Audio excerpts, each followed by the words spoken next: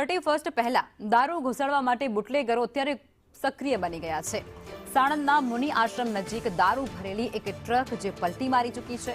Truck પલટી મારતાની સાથે જ રસ્તા પર દારૂની રેલમછેલ જોવા મળી। વાહનમાં ખીચોખીચ દારૂની પેટીઓ ભરેલી હતી અને ત્યારે આ જે ટેન્કર છે તે રસ્તાઓ પર નીચે પડી ગયો હતો। લોકો પણ ત્યાં દોડી ચૂક્યા હતા।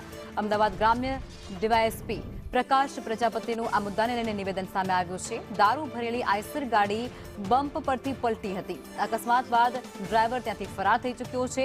દારૂ ક્યાંથી આવ્યો હતો તે અંગે હવે તપાસ શરૂ કરવામાં આવી છે।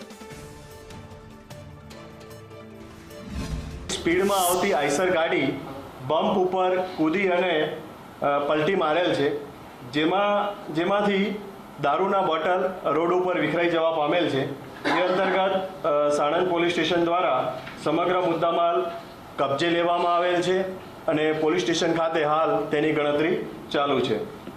આ જે ગાડી પલટી માર્યા બાદ ડ્રાઈવર જે છે તે હાલ લાપતા છે। હા, આ ડ્રાઈવર મળ્યા પછીથી અને વધુ વિગતો તેમજ ગાડીના રજિસ્ટ્રેશન નંબર અને તેના એનાલિસિસ હાલ ચાલુ